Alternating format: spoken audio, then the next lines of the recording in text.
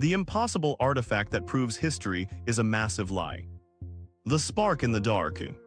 The artifact slid under the X-ray beam and the screen filled with teeth, bronze gears locked in a dance nobody expected. The room went quiet. Someone muttered, "That can't be right." By morning, inboxes exploded, calls were made, and one career teetered because the data wouldn't shut up. If it was what it looked like, the timeline bent. If it wasn't, the noise would bury a careful life's work. 4 objects kept appearing in arguments like this. Each time the pattern was the same: too early, too precise, too awkward to fit. To see why, we have to start beneath the sea. The pattern nobody could explain. Every few years an object turns up where it shouldn't. Gears in a shipwreck, a clay jar that hums when filled, a map that draws coastlines nobody was supposed to know, a spark plug sealed in stone.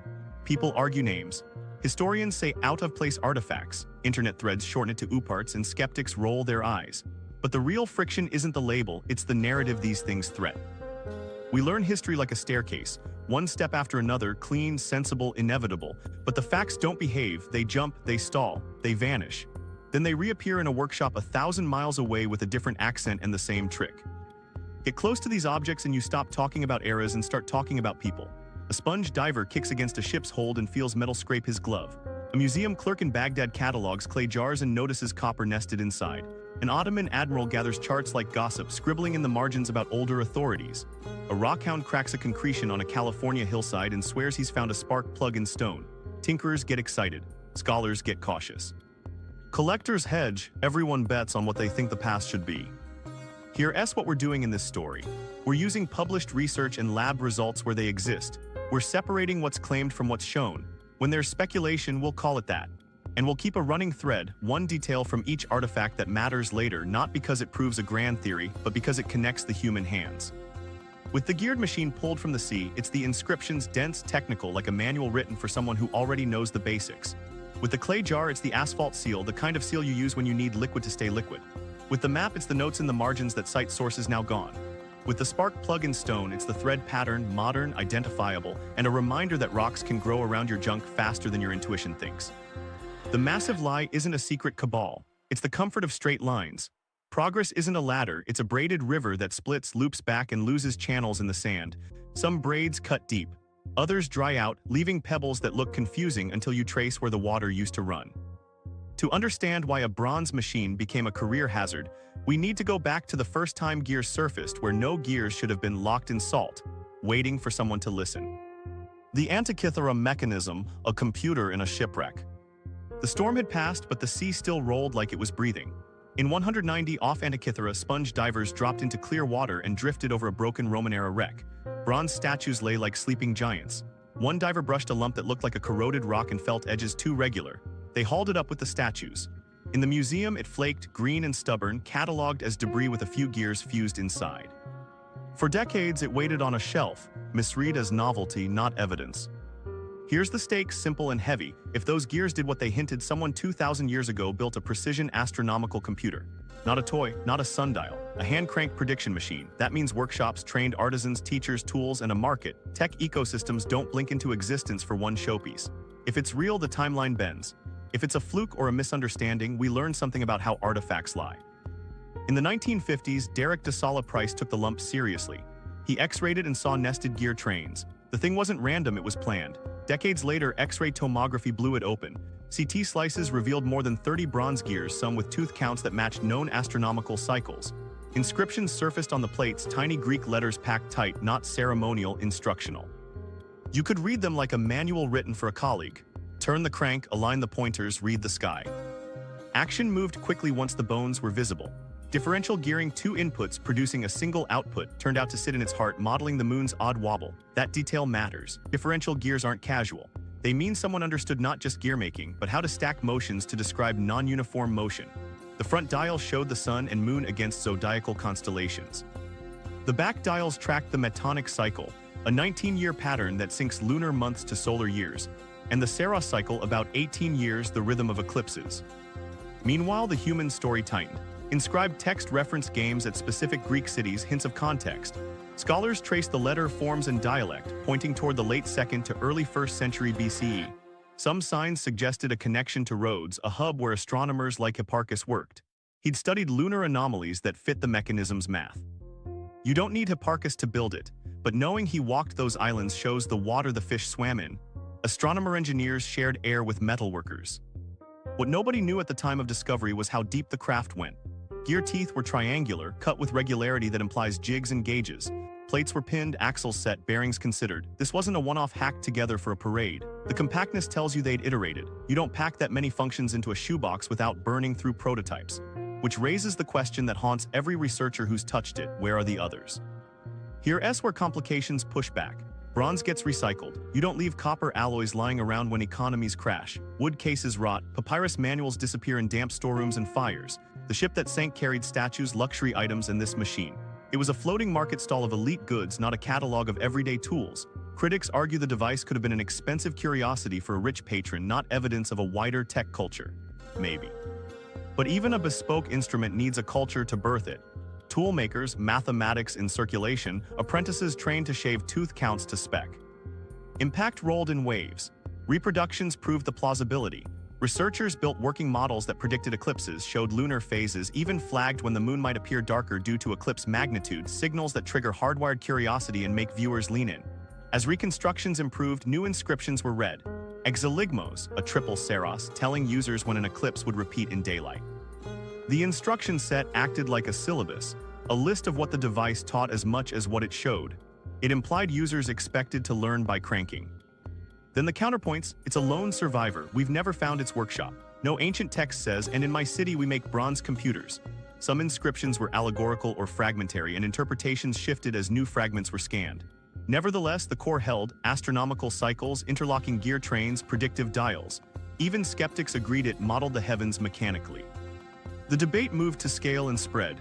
How many, how often, how far did this knowledge travel? In the aftermath of each new scan, the circle of implicated crafts widened. Automata in Hellenistic courts, moving statues, singing birds suddenly looked less like party tricks and more like cousins. Water clocks, odometers on war machines, complex sundials all threaded into a culture that enjoyed making nature legible with mechanisms. When Rome absorbed and repurposed Greek cities, when libraries burned or were boxed and moved, when artisans fled or shifted trades, fragile lines snapped. The mechanism didn't have to be the pinnacle. It could be one bright tile from a mosaic we mostly lost. And the human angle stayed sharp. Imagine the person who cut those teeth, the apprentice who swept bronze filings off the bench, the astronomer who checked a pointer against a star table and said, "Close enough, tighten that pin." They're not mythic. They're colleagues across time. The device wasn't miracles, it was skill stacked on skill. This was the moment everything changed for our story. A real machine, verified by modern imaging, doing work we thought was centuries premature. While Greece mapped the sky in bronze, a jar in Mesopotamia waited with a different kind of power. The Baghdad battery, a charge from the past.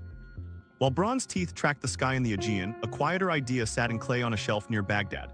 In the 193s, workers at Qujat Rabu pulled up small ceramic jars, squat with a narrow neck. Inside each, a rolled copper cylinder hugged an iron rod held in place with an asphalt plug. The pieces were catalogued, dated roughly to the Parthian or Sasanian periods, somewhere between a few centuries BCE and a few centuries CE. They looked ordinary until someone poured liquid in and grabbed a voltmeter.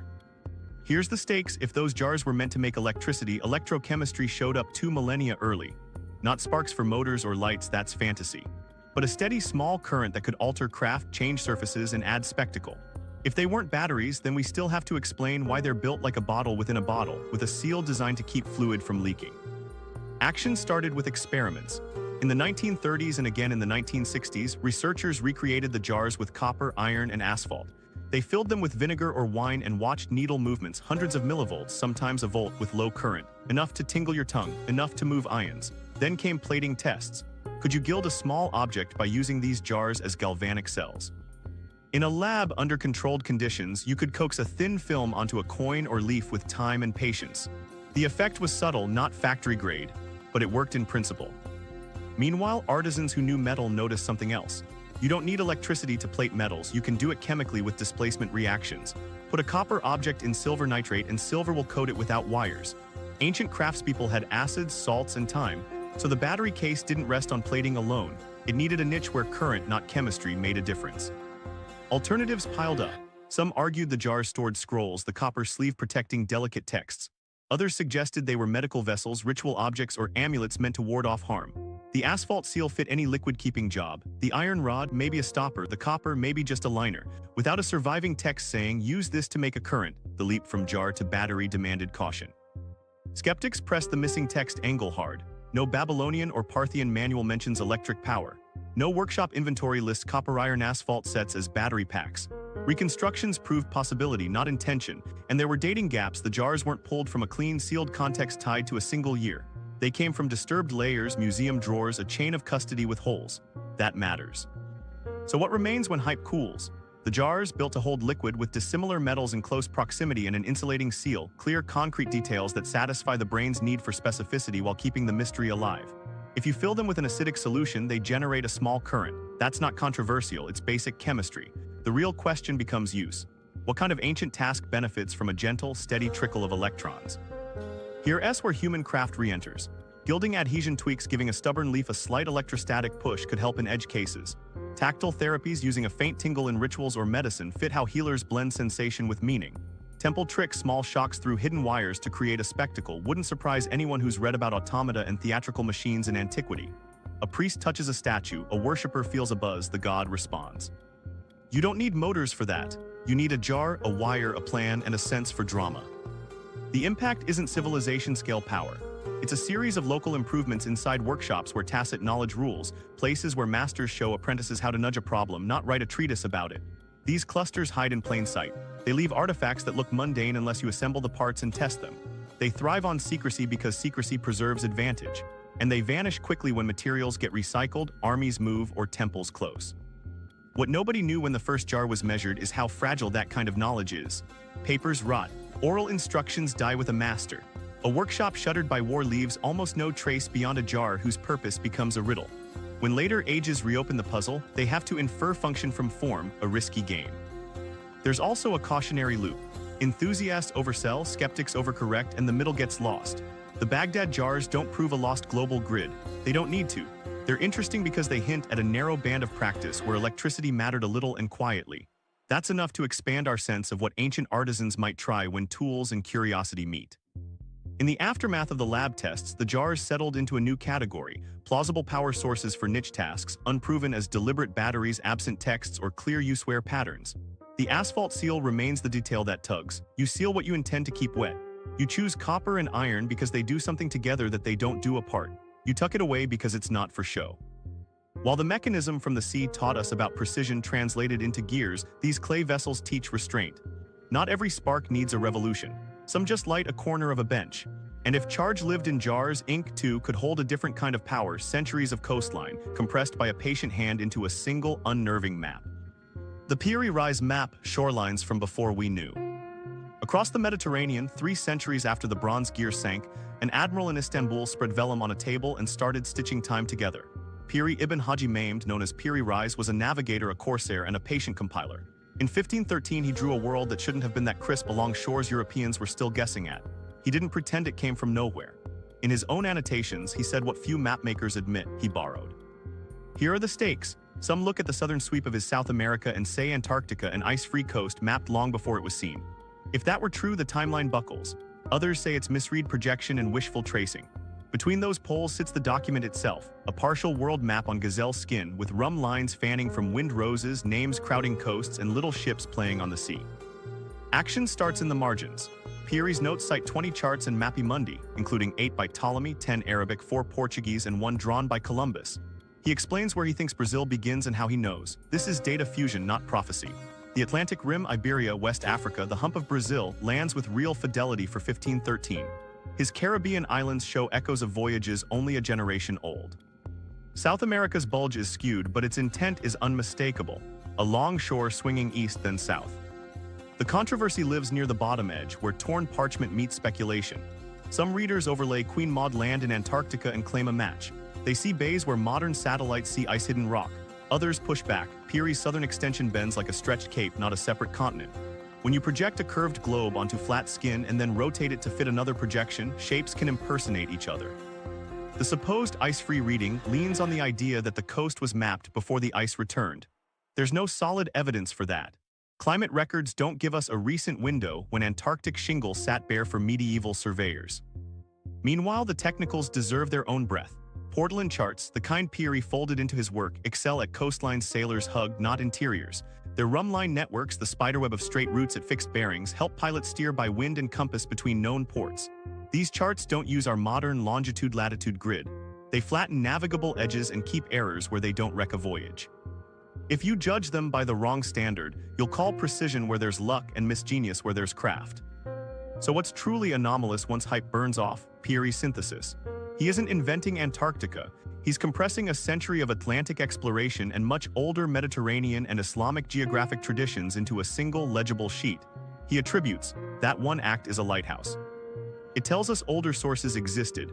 Portuguese portolans jealously guarded Arabic charts from trade networks that stitched West Africa to the Indian Ocean, perhaps even a Colombian sketch passed hand to hand. Many of those sources are gone. Fortresses fell, vaults burned, damp chewed bindings, and control of knowledge often meant hiding it rather than archiving it. There's a micro-story worth holding. Piri writes that he saw a map by a Genoese infidel named Colombo, captured from a Spanish ship. Whether that was Columbus's hand or a copy is unresolved. Either way, it hints at how maps travel, seized at sea, folded into a trunk, translated at a table under lamplight. One cartographer's margin note becomes another's coastline. A rumor about a bay becomes a line that boats trust with cargo and lives. Impact radiates in two directions. Backward, it points to lost charts. Portland workshops were competitive. Masters guarded their coastal surveys like treasure. When empires shifted and courts changed patrons, those collections fractured. Piri's annotations are breadcrumbs leading into rooms we can't enter anymore. Forward, his map edges into charts that would teach pilots for a century. The idea that you can weave disparate authorities into a truer whole anchors modern cartography. He practiced it under sail, not in a lecture hall. And about that alleged Antarctic ghost, compare Piri's southern coast to Oronce Finay's fanciful 1531 Terra Australis, an elegant, invented continent balanced like a table under the world. Europeans like symmetry, they added land to keep oceans from feeling top-heavy. Piri isn't doing that. His south bends from known Brazil, stretched by projection and guesswork. It's a sailor's extrapolation, not an ice map. When later readers trace modern Antarctica onto his vellum, they're making the shape conform to the hope. What nobody knew, reading his map in a glass case, is how fragile a corpus lies behind a single sheet, an emotional hook that turns paper into a character and makes the stakes personal. Lose one shelf in Lisbon's Casa de India, and an entire coastline disappears from memory. Silence a navigator under torture and you erase a route. The Ottoman archive that preserved Piri's work did not preserve everything he used. We meet him as a compiler and a casualty, a man who brought order to scattered notes and ultimately lost his head in politics he couldn't chart.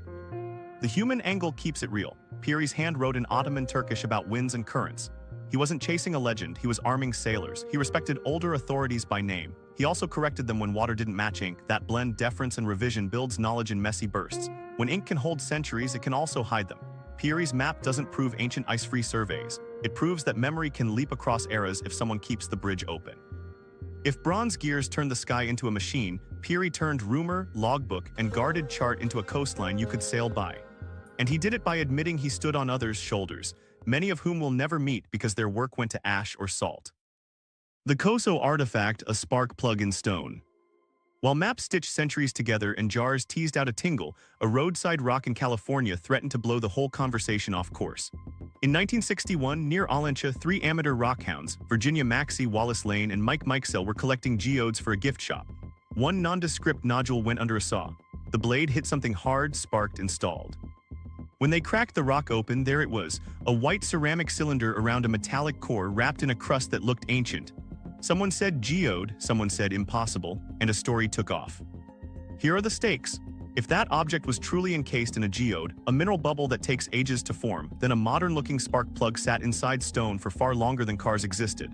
That would imply an industrial past we never recorded. If, on the other hand, the geode was a concretion, minerals cemented around debris in years or decades, then we had a case study in how nature counterfeits deep time. Which way it falls matters not just for one rock, but for how we judge all claims that leap straight from weird to civilizations before ours. Action moved fast because the story was good. Magazine blurbs called it the Koso artifact, a spark plug in stone. Photographs showed a hexagonal-looking structure under the crust, a portion of porcelain and iron-rich deposits.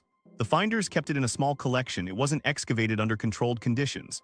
No stratigraphy, no measured context, just a roadside pickup and a shop saw. That chain of custody gap would matter later, but at first the image did the work. People saw a plug and their minds did the rest. Then the forensics. Mechanically minded skeptics and historians of technology looked at the visible parts, a central metallic core, ceramic insulator, and what looked like thread-like ridges. The white ceramic had the profile of early 20th century spark plug insulators, short, stout, not the longer modern styles. An engineer named Piri and others contacted Champion, the plug manufacturer. Retired engineers compared the photos and dimensions and pointed to a specific model used in the 192s and 193s Champion X or a similar BF series plug used in engines for early cars and farm equipment. The tell wasn't just the ceramic. It was the hex nut shape, the core construction, and traces of a gasket. These weren't Bronze Age mysteries. They were shop floor signatures. Meanwhile, geology stepped in with a quieter correction. True geodes form in voids, bubbles in volcanic or sedimentary rock, where mineral-rich water deposits crystals inward over long periods. The Koso crust didn't present like that. It looked like a concretion, a hard mass created when minerals precipitate around a nucleus, metal trash, a bone, a bottle, often in wet, mineral-rich soils. Concretions can form quickly on human timescales, especially around iron that rusts and catalyzes deposition.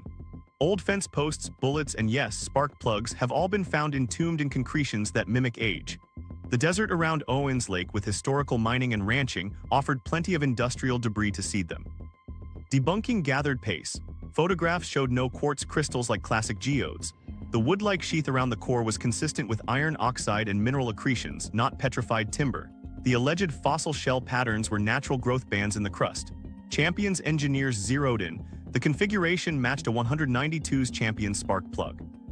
When the supposed artifact went missing from public view, reportedly lost or locked away, the case lost the chance for modern lab testing. But even without direct access, the weight of comparative evidence pressed down. It looked, measured, and behaved like a 20th century plug swallowed by a 20th century concretion. That's not the end of the story. It's the part that matters for our method and for trust. We center receipts over rumors so the audience can share without fear of being duped.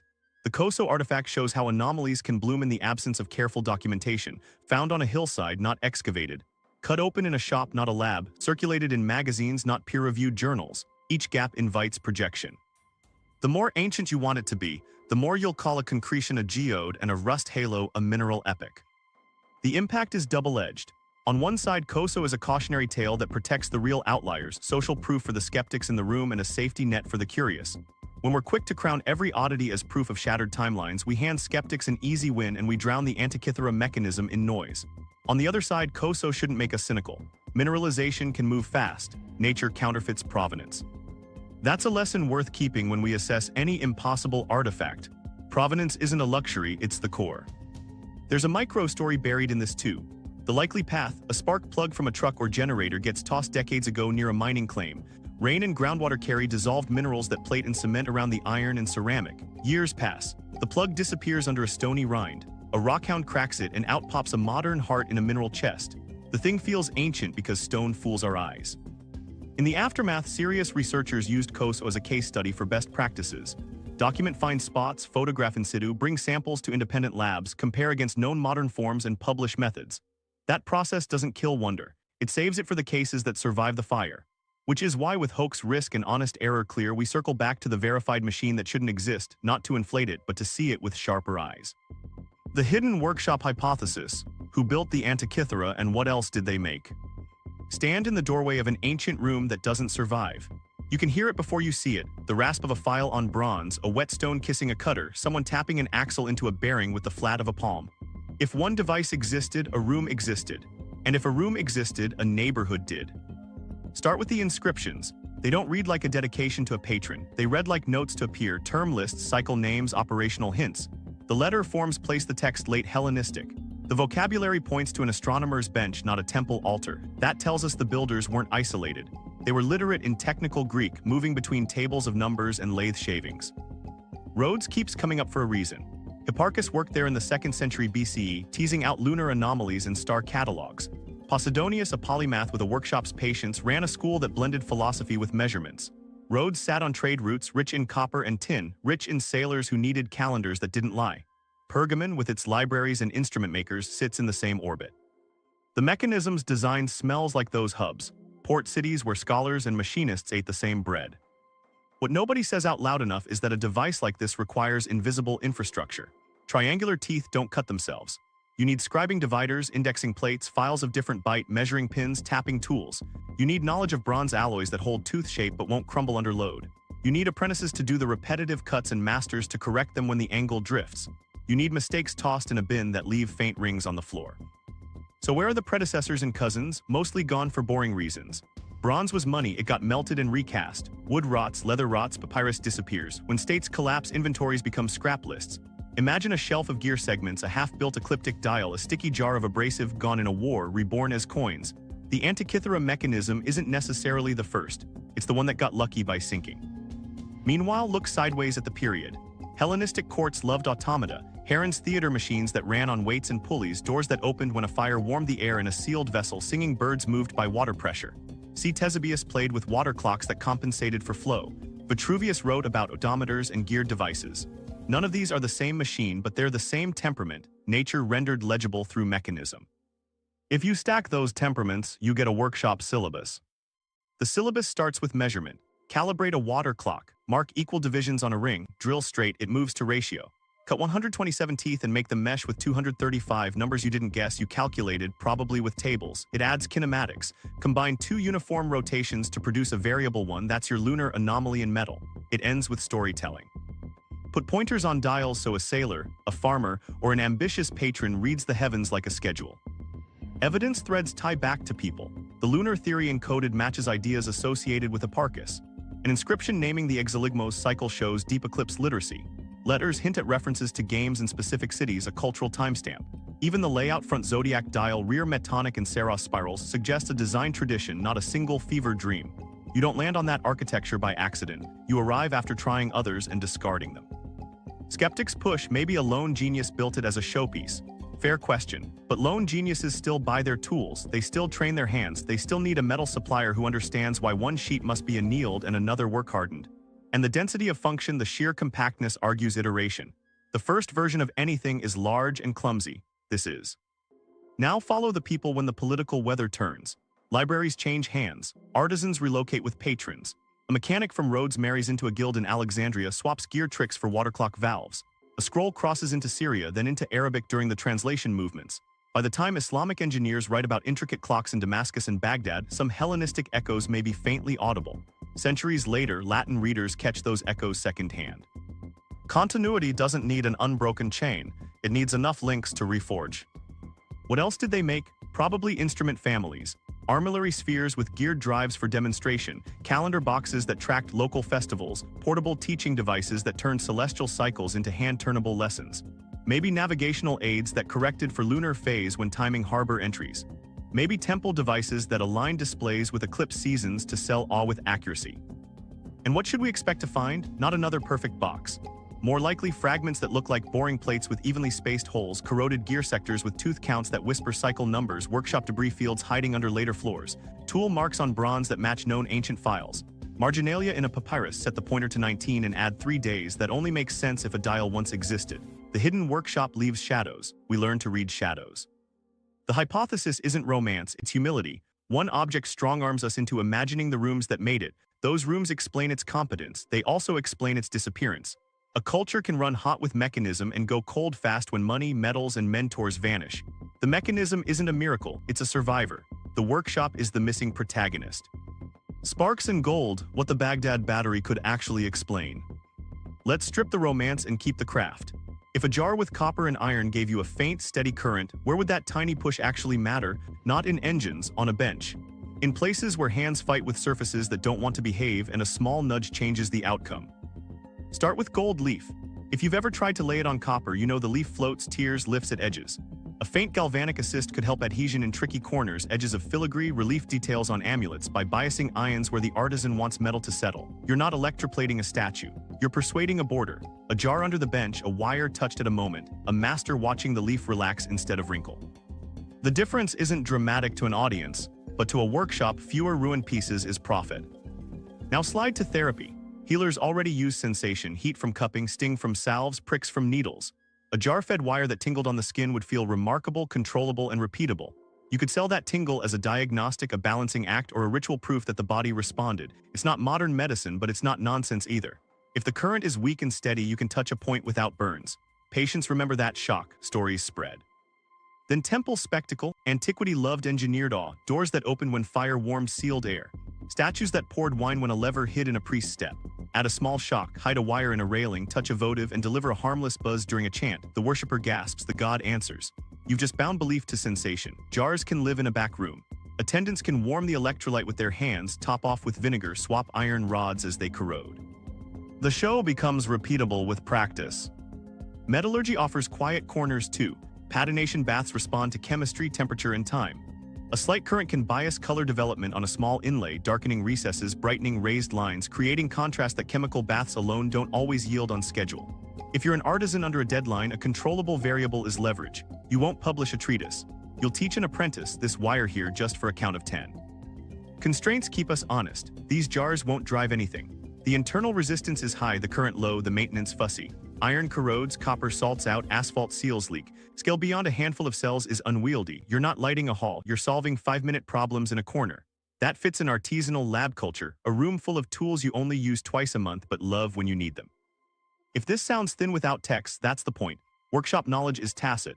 Masters protect edge tricks because margins are thin. The best instructions are hand over hand. Do it like this.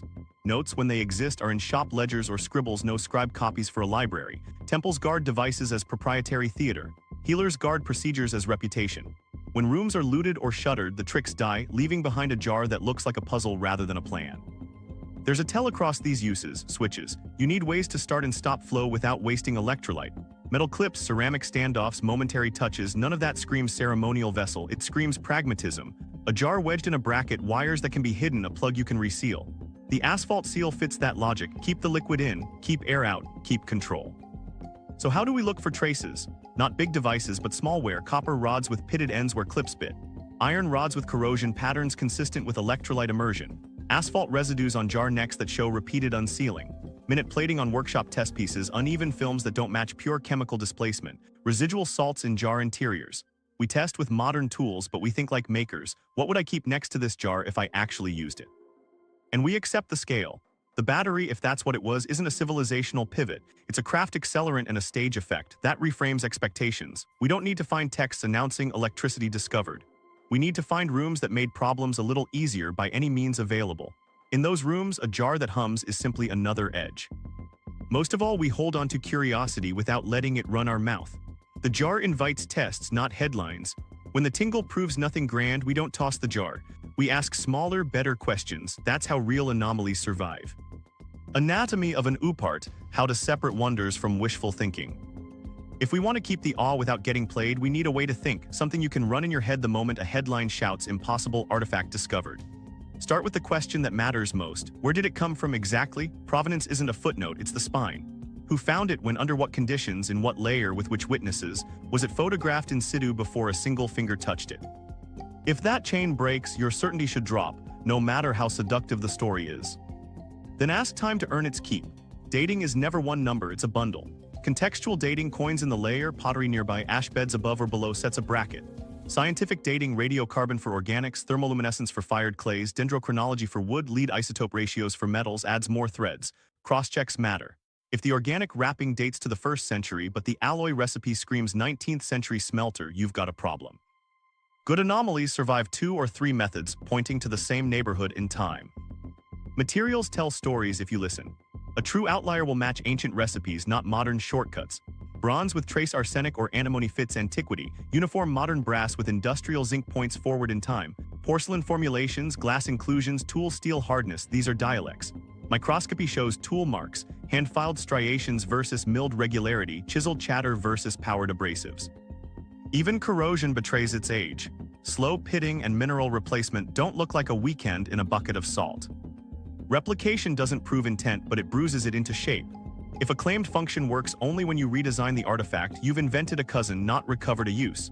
Build it as found, use period materials and tolerances. If it still does the job, the artifact's case hardens. If it only works with epoxy and a 9-volt battery, say so and step back. Always stack alternatives. Before you call it a battery, a computer, or a map to lost continents, list 3 boring explanations. Ritual vessel, trade trinket, later intrusion, misidentified concretion. Then try to kill each with evidence. If ritual use can't explain the asphalt seal and iron corrosion patterns, battery moves up a rung. If a modern industrial part can explain thread pitch, gasket imprints, and ceramic composition, the ancient machine part drops. The best story is the simplest one that survives every test you can throw. Red flags are repetitive, lone finds without context, spectacular press events before lab reports, claims that skip the hard questions and jump straight to global conclusions, stratigraphy that doesn't make sense, Paleolithic layers with plastic, Bronze Age tombs with machine screws, watch for moving goalposts, when tests fail the claim morphs. It's not a spark plug, it's evidence of an advanced culture imitating spark plugs. No, stop. Evidence doesn't earn extra points for creativity. Independent labs are non-negotiable. If you've only got one lab's word, you've got a lead, not a verdict. Publish methods, not just results. Tooth counts, alloy compositions, isotopic ratios, error bars, put them on the table. Let critics shoot. If it holds, it grows. If it crumbles, you've saved everyone time, including yourself. And remember the scale problem. A single device implies a network, but it doesn't prove a civilization-wide revolution. The Antikythera tells us workshops existed, it doesn't mean every port had one on a shelf. The Baghdad jars hint at bench-scale electricity, they don't light cities. Piri's map proves deep compilation, it doesn't reveal ice-free Antarctica. The Koso concretion proves mineralization can counterfeit age, it doesn't prove conspiracies. Keep the claims proportional to the evidence. Here's the quiet power of this framework. It preserves wonder by filtering noise, designed to tap the brain's reward for earned surprise, the kind that people feel good sharing. When an artifact survives provenance checks, dating triangulation, materials scrutiny, replication attempts, and alternative hypotheses, you can lean in without flinching. That's how the bronze computer makes it through and the spark plug-in stone does not. That's how a clay jar stays interesting without being forced to run a light bulb. And that's how a map remains extraordinary after the myths burn off, because what's left still matters. Reading the Piri Reis map without myths. Strip the legend and keep the ink. When you walk up to Piri Reis's 1513 chart, don't hunt for Antarctica. Start with what's confirmed and let the map talk. The Atlantic coasts, Portugal, West Africa's curve, Brazil's hump, sit with a confidence earned by ships, not stories. Island names crowd the Caribbean like a pilot rattling off soundings. And in the margins, Piri tells you his method. He stitched this coast from 20 charts and Mappy Mundi, some Arabic, some Portuguese, one allegedly from Columbus's hand. That's the anomaly worth respecting, transparent compilation centuries before footnotes became fashion. The stakes are simple. When you peel away the ice-free fantasy, there's still a question. How did a single sheet compress so many voyages, languages, and guarded shop secrets into one navigable picture? Piri's answer lives in the way portlands behave. These aren't globe projections hunting geometric purity. They're sailors' tools built for coasts you can see and routes you can steer. Rum lines burst from wind roses to lock bearings. Distances stretch where nobody sails. Accuracy clusters where profit does. Now the projection trap. Lay a modern grid over Piri's south and you'll pull it out of shape. Rotate, rescale, or cherry-pick and you can convince yourself a cape is a continent, but compare like with like. Put Piri beside the Cantino Planisphere and the Miller Atlas, Portuguese productions that guarded Atlantic intelligence like state secrets. You'll see similar kinks in Brazil, similar exaggerations near the unknown south, similar blankness where interiors didn't pay. Piri isn't conjuring a buried land. He's inheriting distortions baked into the tools that worked at sea. So what remains anomalous? The fidelity where it matters for 1513. West Africa's faceted coastline reads like a ledger of ports. Brazil's shoreline only a dozen years after Cabral arcs with recognizable intent. The Antilles cluster according to sailors' priorities, not our classroom maps. Piri's notes cite older authorities, then undercut them when water disagrees. He calls a cape by a name he learned, then pins its position by bearings his pilots trust. That blend, citation and correction, builds a map that outperforms any single source. The lost sources problem becomes the center of gravity. We know the Portuguese locked charts in the Casa de India and punished leaks. We know Mediterranean pilots trafficked in copies, sometimes seized in war, sometimes traded under the table. We know Arabic geographers mapped winds and currents across centuries of trade that connected West Africa to the Indian Ocean. Piri stands at that crossroads, translating not just language but cartographic style. His marginalia are ghosts pointing down halls we can't walk. A Columbus sketch captured at sea, a Portuguese soundings list copied in a cabin, an Arabic coastal itinerary memorized by a pilot. Read the craft, not the myth. His rum networks prioritize routes from the Azores to the Canaries, from Cape Verde to Brazil's Bulge. Place names cluster where victuals and fresh water anchor a voyage. Shoals and currents get as much ink as heroic capes. This is a working document. If he'd had a clean, authoritative world map, he wouldn't have needed 20. The synthesis is the feat. Why do people keep seeing Antarctica?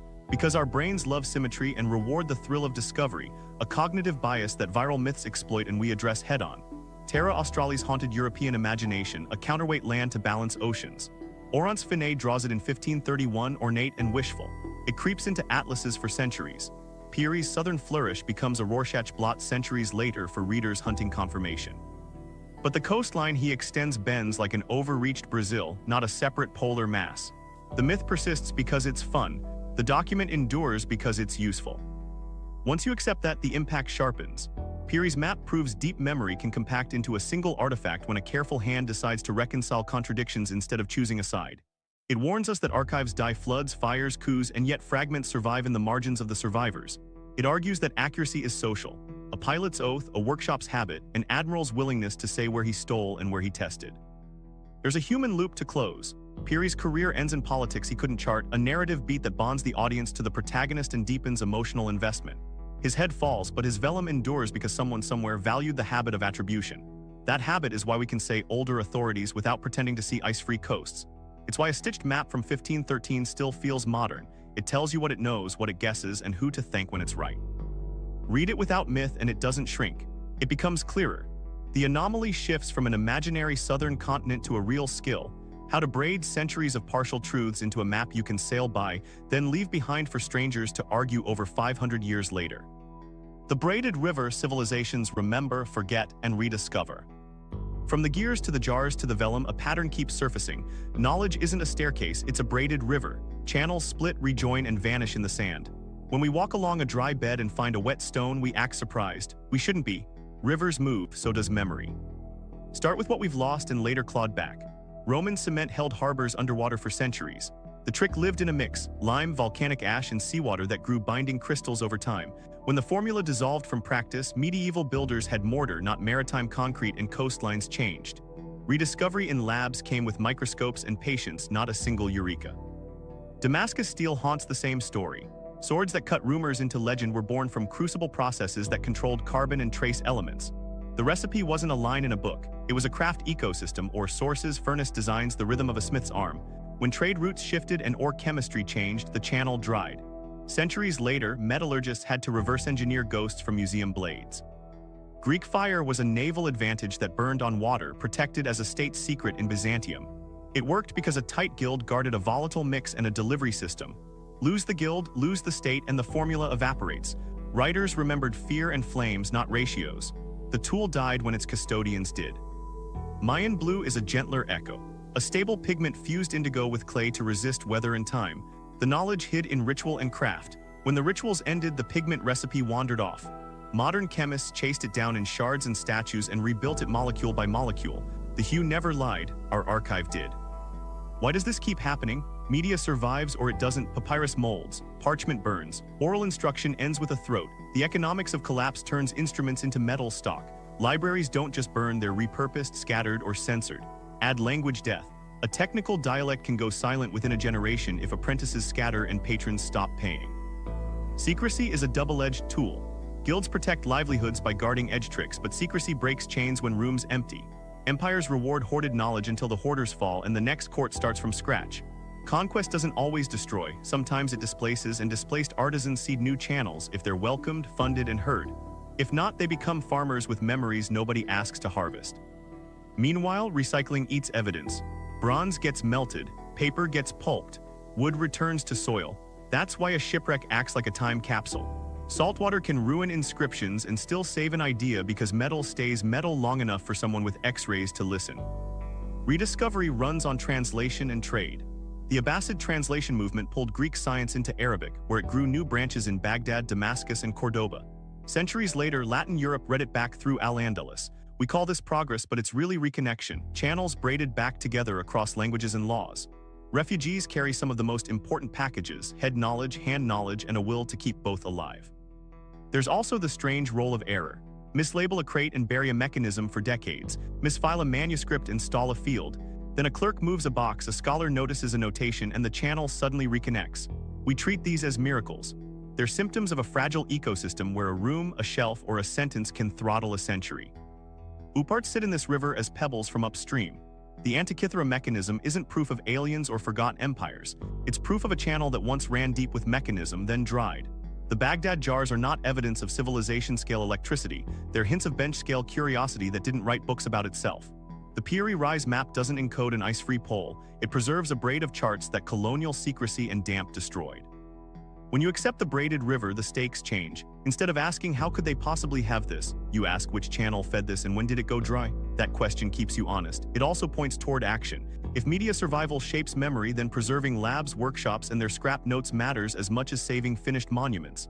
Photograph the bench, label the crate, fund the boring archive. This is where humility lives. We're not smarter than our ancestors, we're differently connected. We have databases and glass boxes that don't leak. They had workshops and patrons who expected wonders by feast day. Our channels run wide, theirs ran deep. Both kinds flood and fail. If the river braids, then the right response to a puzzling artifact isn't to flatten it into a staircase. It's to walk the dry beds and look for other stones with matching polish. Follow the scratch marks on bronze to a tool set. Follow a cartographic note to a lost room in a fortress. Follow a jar's residue to a bench with wire burns. You're not proving a myth, you're rebuilding a channel. The massive lie why the staircase story persists. So why does the staircase story keep winning when the river keeps braiding? Because simple stories pay, defend turf, and keep classrooms quiet. The cost of complexity is time, money, and professional risk. The reward of a clean line is a neat exam and a funder's smile. Textbooks are a factory for certainty. You get a fixed page count, a deadline, and a mandate. Remove ambiguity. A tangled lineage of workshops and lost maps turns into a box titled Hellenistic Science. Antikythera becomes a Marvel paragraph, not a window into an ecosystem.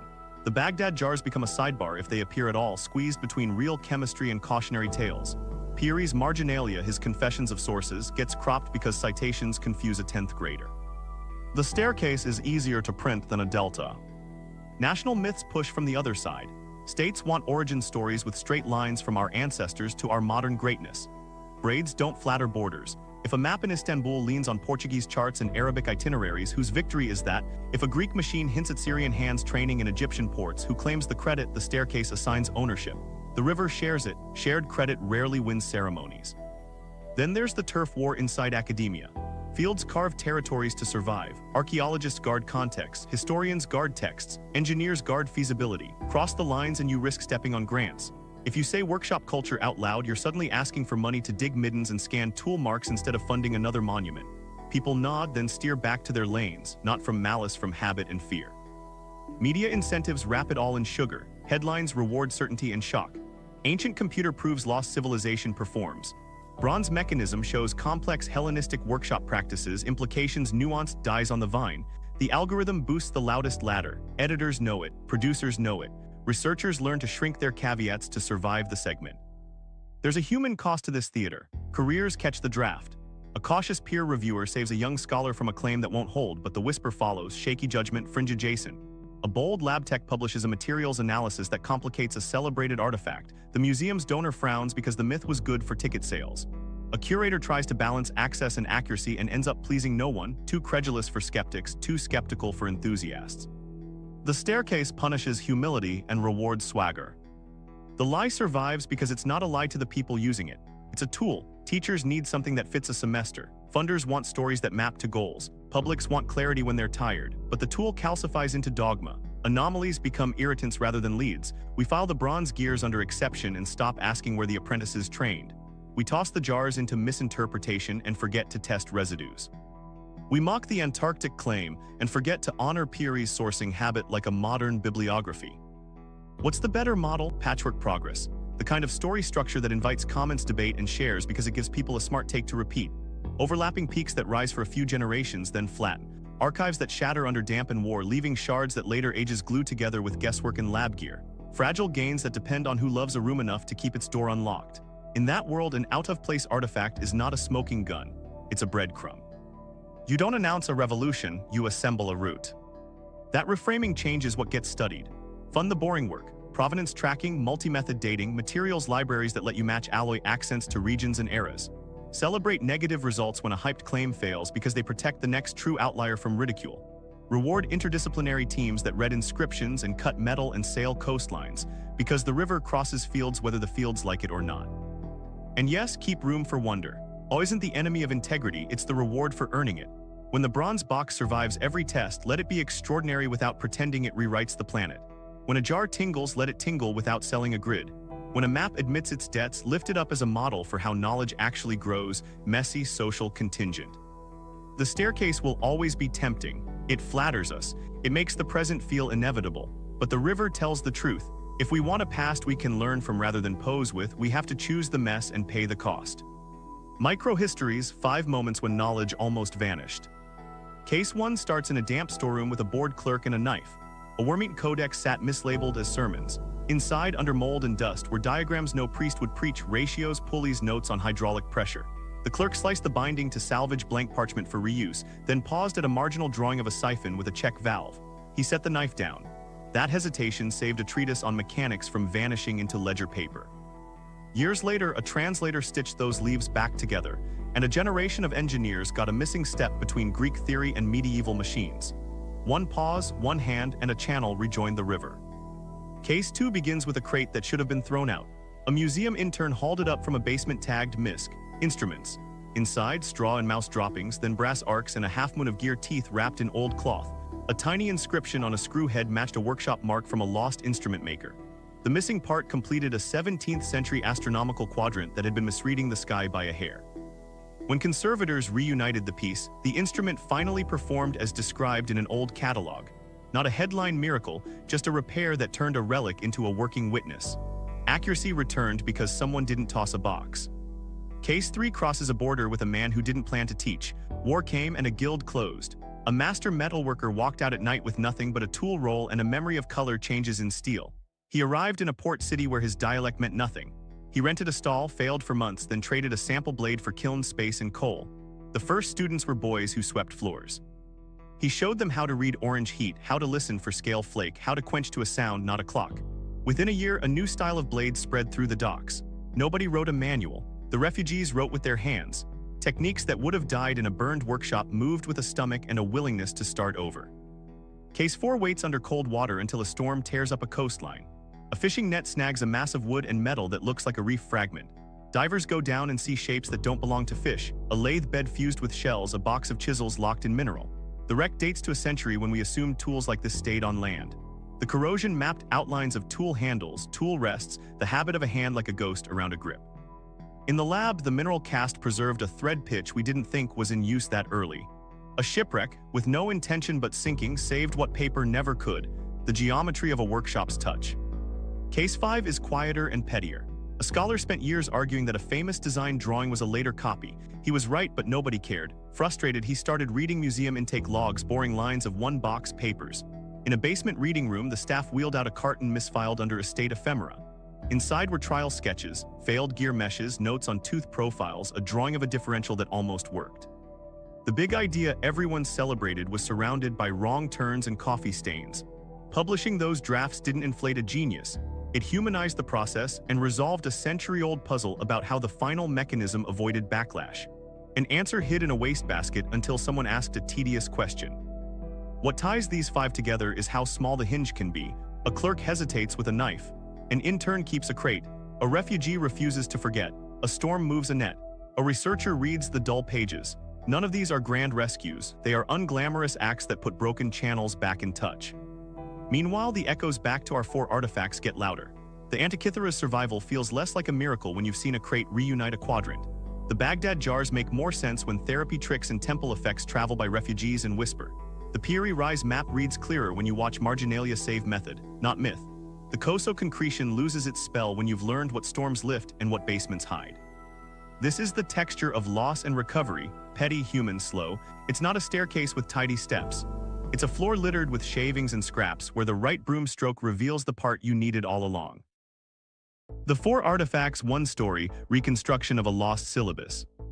Lay the 4 artifacts on one bench and they start teaching. Not a conspiracy, a curriculum. A lost syllabus that trained hands to turn sky, shore, metal, and memory into tools. Begin with astronomy because time rules everything else. The Antikythera mechanism isn't just a showpiece, it's a lesson plan in ratios, cycles, and translation from number to motion. A student learns to mark circles, cut consistent teeth, and mesh rotations so a pointer tells a story a farmer can read.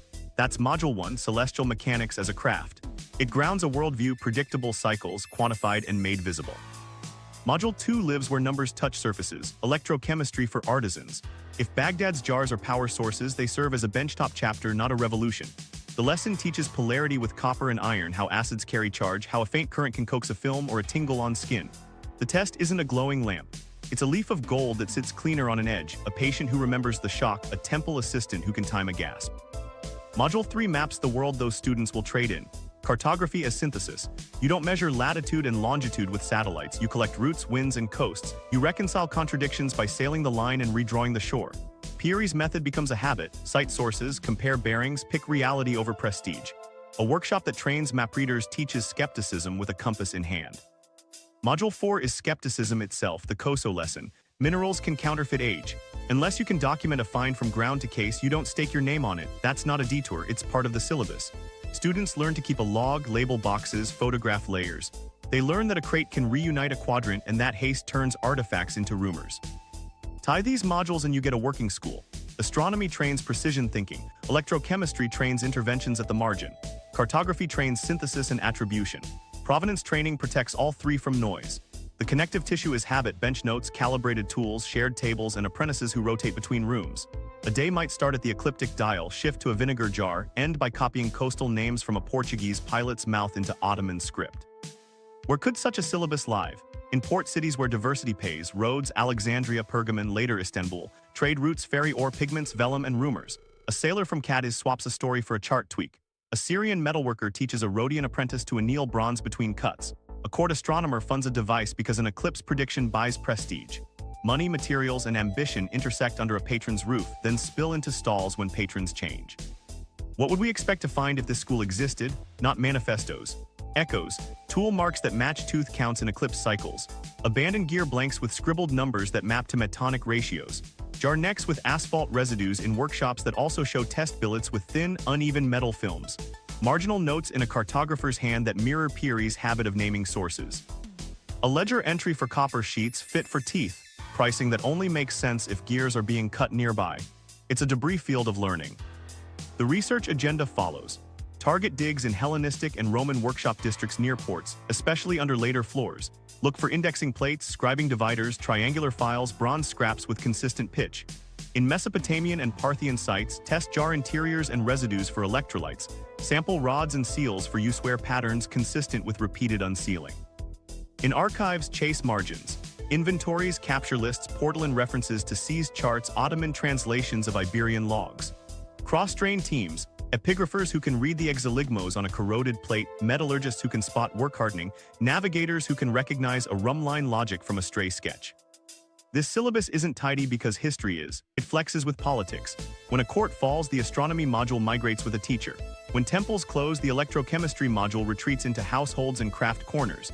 When state secrecy tightens around charts, the cartography module survives in copies and whispers. The skepticism module suffers first, funding favors spectacle. That's why the staircase narrative wins. It's clean. But the workshop school keeps humming wherever channels rejoin. There's a human final exam. Can you explain an eclipse to a patron without losing him? Can you lay leaf on filigree without a wrinkle under pressure? Can you redraw a cape after you ground a bark in fog and keep the map honest? Can you stand in a museum and say concretion when a crowd begs for geode? That's the character the syllabus builds, and it's why the 4 artifacts belong together. We don't need a vanished empire to justify the bench. We need rooms, roads, and hands. The gears, the jars, the vellum, and the concretion each guard a chapter header. Reassemble them and you don't get a myth. You get a method and a set of places to look next. The controversy revisited, careers, courage, and the cost of curiosity. Go back to the moment the box first hit the X-ray table. A young tech watched ghost gears bloom on the monitor and felt the floor tilt. She knew what the image meant for her boss's paper and for the curator who'd promised donors a curiosity, not a revolution. She also knew what it meant for her inbox if she spoke before the lab did. Across town, a reviewer stared at a draft that felt like a live wire. The authors had counts, inscriptions, kinematics that matched lunar theory. Strong, but sections read like they'd been written at 2 a.m. after a breakthrough. He underlined the breathless parts, wrote slow down, and added a private note, "This is real and it will attract knives." He sent it back with praise wrapped in caution, knowing both could save a career. Meanwhile, the curator walked a hallway that had portraits on the walls and prices on the frames. Donors like spectacle. The mechanism had become the museum's quiet powerhouse, drawing people who didn't usually care about bronze. A bolder label would spike attendance. A premature claim would hang on the institution for years. The curator drafted 2 versions, one safe, one brave. She picked the safe one, then couldn't sleep. The battery jars sparked a different skirmish. A conservator ran electrolyte tests in spare hours, logged residues that didn't fit pure storage. She wrote a memo that said plausible bench power in limited contexts, and watched it get sanded into function debated by a press office allergic to nuance. A TV segment wanted lightning in a jar. She turned them down, then watched a YouTuber pour cola into a replica and call the past electrified. She kept testing. Cartographers fought a subtler fight. A scholar who'd spent a decade reading Portland handwriting wrote a careful piece dismantling the Antarctica myth without sneering at the wonder that fueled it. The journal published it. The algorithm ignored it. At a conference, he asked a packed room to admire Piri's sourcing habit like we admire modern bibliographies. A few nodded. Someone in the back asked about aliens. He smiled because he had to and went back to the archive. Skeptics did necessary work and paid for it.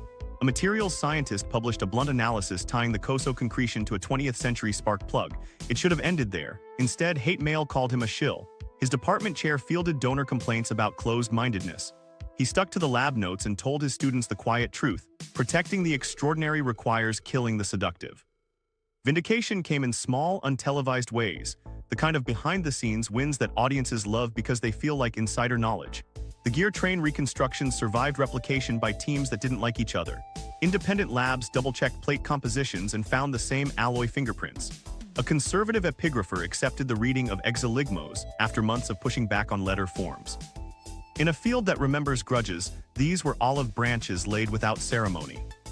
Retractions happen too because integrity cuts both ways. A splashy claim about a new dial evaporated when corrosion fooled a rendering algorithm. The team pulled the paper and wrote the correction themselves. It stung. It also made their next claim land harder. People believed them because they'd watched them bleed. Careers tilted on small choices. A postdoc took the risk of presenting cross-field, metallurgy to classicists, inscriptions to engineers. Half the room glazed, the other half found a collaborator. A museum educator rewrote a tour to include the idea of workshop debris fields, then watched kids light up at the thought that scraps could be clues. A grant committee funded residue analysis over a flashier VR exhibit. None of these made headlines. All of them made a difference. What survives here isn't a conspiracy to hide the past. It's inertia, habits, incentives, budgets pushing in the direction of the staircase story because it's simpler to teach and sell. Changing that takes unglamorous courage. A reviewer who protects the work from its author's excitement, a curator who holds back a claim until it can stand, a tech who keeps notes knowing someone will ask in 5 years, how do you know? It takes people willing to be boring in service of wonder. And it takes an audience willing to reward that boredom. When you click the careful video, read the dry methods, share the paper with the caveats intact, you shift the current. You make it slightly easier for the next lab to publish the thing that complicates the tidy line. What survives, what's lost, what we choose next. History's not a ladder, it's a mosaic missing tiles, and the pieces we rescue change which story the picture tells. If this hit the right nerve, tap share, drop a comment with the artifact you want next, and subscribe so the careful work keeps beating the easy myths. If this sparks something, stay with the work. Subscribe and watch our deep dive on the mechanisms hidden inscriptions next. Share this with one person who loves wonder but hates hype. And let's fund the boring research that saves the extraordinary.